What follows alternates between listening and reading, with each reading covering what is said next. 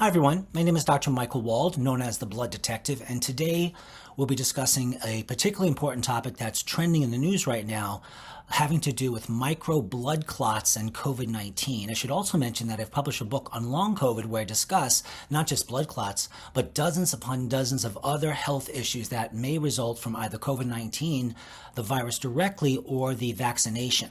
I'll also discuss today what the common symptoms are of blood clots and some nutritional and natural ways of dealing with micro blood clots. So first I'll begin by mentioning that the information that I'll be discussing right now is for your education only. It's not meant as a substitute for sound medical or health advice. And if you feel that you do have micro blood clots, you should get to an ER as soon as possible. So what are the common symptoms that you should be aware of? The number one symptom is fatigue, which sounds like an innocuous symptom, but persistent fatigue could be due to reduced oxygen delivery to various tissues in the body because microclots block the way of blood flow and therefore oxygen to the tissues. There's shortness of breath caused by impaired oxygen exchange from clotting in the lungs, or what's known as the microvasculature. We could also have clots in the lower extremities, and they could make their way into the lungs, and if they're small enough, they get into the cerebral circulation, causing strokes. And then there's brain fog, a simple enough symptom, but again, there are many causes of these symptoms, and some of them are micro blood clots. So for example, with brain fog, we can have poor concentration and memory issues linked to reduced cerebral blood flow, either in the anterior circulation or the posterior circulation, or in the circle of Willis, which is a collection of blood vessels in the brain. And then chest pain or tightness. Often that symptom is non-cardiac, but it also might be related to vascular inflammation or a heart attack in one of the coronary arteries, or more than one for that matter. And then cold extremities. Poor microvascular circulation can lead to reduced warmth in the finger and the toes, or also just a general sense of being cold. Tingling or numbness, especially in the hands and feet, and that could result from nerve ischemia, which is just a fancy term for saying that the blood supply to the nerves has been impaired by microclots. And then headache. The headaches from microclots are usually experienced as pressure-type headaches due to altered brain oxygenation. Visual disturbances, blurred vision or light sensitivity from retinal microvascular issues, or small blood clots in the microvascular tissue in the eye. And then last but definitely not least, dizziness or imbalance sensations related to poor blood flow to the brain and also to the inner ear structure. Now, you can imagine that depending on where blood clots are, the symptoms might be very varied. And I should also mention that these are not, these particular symptoms I've mentioned are not in prioritized order. So any symptom could be, practically any symptom, from micro blood clots. So if you are experiencing new symptoms, then, and they're persistent, you might want to consider this issue. So you can see in this illustration here showing a blood vessel, and you'll see all the tiny little red blood cells, and then you'll see a big red ball there, which is a micro blood clot or a blood clot.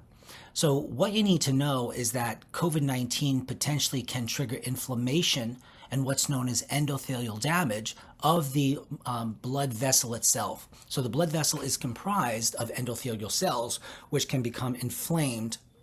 And that whole process is associated with what's known as platelet activation and the activation of various clotting factors which produce clots. So all of this, as I just mentioned, leads to microclots, which obviously can impair blood flow and thus oxygen delivery to whatever tissue that the blood clot is in, and can contribute to not only long COVID symptoms, but a death. And microclots increase the risk of stroke. Most people know that clots are involved in strokes known as thrombotic strokes. Also heart attack, I mentioned fatigue, brain fog, and organ dysfunction are consequences of microclots, depending upon where they're located. So what are some other health implications of microclots? So COVID-19 related microclotting can block capillaries, which are very tiny blood vessels, reducing oxygen and nutrient delivery to any tissue. And that may cause, as I've kept emphasizing, fatigue, brain fog, shortness of breath, a very important symptom of microclots that have affected the lungs, and organ dysfunction. So these are particular symptoms that are hallmarks of long COVID. And persistent microclots increase the risk of heart attack, stroke, and also systemic inflammation. So the process of inflammation in the body that resulted in the formation of clots doesn't just affect you at the area of clots, but can affect multiple systems. And we're talking about clots forming in various parts of the body simultaneously and also all of the time. So it's not just a single clot we're talking about. So these microclots may even occur after the virus is gone, such as in long COVID situations, or during the active infection of COVID. So let's talk a little bit about some of the nutritional ways to manage clots. Now, I'm not suggesting that you should on your own treat yourself if you suspect that you have a clot. As I mentioned, you should go to an emergency room or your primary physician as soon as possible, letting them know your symptoms. But if you decide that you do not want to avail yourself of the traditional medications, anti-clotting medications like Coumadin and Lovenox, and there are others, then you want to at least be aware of these types of natural anticoagulants.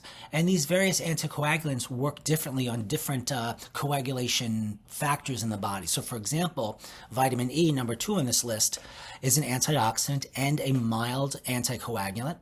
And that works mostly on unclotting platelets. Omega-3 fatty acids, they're also good for unclotting platelets, but also actual physical clots.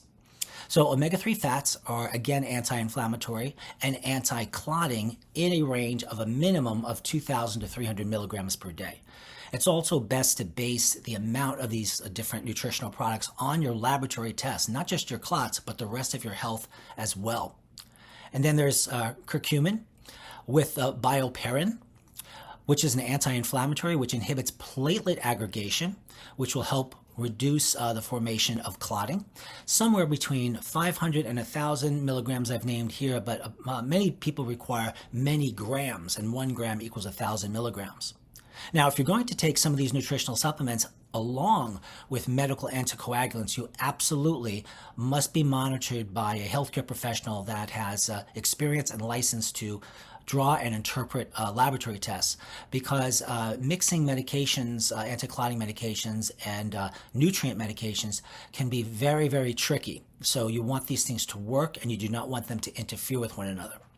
And then another anti-clotting nutrient is grapeseed extract, which supports capillary integrity and also overall circulation at a dose between 1 and 300 milligrams. These are 2 particularly good anti-clotting nutrients, nattokinase and lumbrokinase. I'll start with nattokinase. That is a clot-busting enzyme from fermented soy, which is ideal for general circulatory support at a range of between 1 and 200 milligrams. Again, larger doses may be needed for some people. And this stuff really works. I had attended a convention years ago where a Japanese company was there who had some of the most effective nattokinase around, and I sat with them for a few hours and went through all the biochemistry and the scientific evidence that was available at the time, and I have become convinced, and also with my 33 years of experience and using nattokinase for many of those years, that it does help to prevent clotting and reduce clotting once it has occurred. The lumbrokinase is considered a stronger enzyme from earthworms, used for serious clotting issues like COVID-19 microclots. And again, I mentioned a fairly low dose here of 20 milligrams per day on an empty stomach, but these dosages should be based on a variety of factors, as I mentioned, laboratory work, other health issues, what medications are on, that sort of thing. And in addition to managing microclots with natural remedies, one must also pay attention to the role of diet. So a food plan that is anti-inflammatory, that contains foods that are higher in natural anti-clotting nutrition, and that also takes into account any other nutritional needs that the person has. And then when you were giving nutritional supplements, as I've said a few times, we will almost always be going way beyond the recommended daily allowances of nutrients, which are just the minimal amounts to prevent a deficiency disease. We're not dealing with a deficiency disease when we have clots or any chronic disease. So the level of nutrition needs to be an orthomolecular dose, which is a fancy term for saying an optimal dose for you. You check various clotting factors through a laboratory, and then you adjust doses of things, and then you figure out what the right dose is as soon as possible with issues like clotting. And then a very careful consideration of any relationships, either positive or negative, between medications you might be taking and any nutrients you might be considering. As I mentioned, some medications will adversely interfere with some of these nutrients we're talking about here, and some medications will act synergistically, but you must have objective data to know what's going on. So I hope that this was useful for you. It's a very important topic. COVID-19 has a variety of adverse symptoms associated with the infection itself and long-term factors. And again, just a reminder that my book on long COVID will be out in the next several months. You can find that on my website at drmichaelwald.com. Thank you so much, and we'll see you at the next one.